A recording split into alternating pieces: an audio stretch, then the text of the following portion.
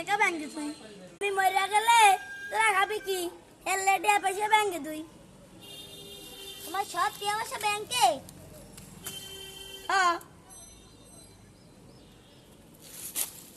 ওরে মুটালের পরিতারে এ রে আফত বিদায় হইছে হল খালার এখন ব্যাংকে যাইয়া গাড়ি উড়েলাই ওরে ব্যাংকে যাই ব্যাংকের পিন তো মনে নাই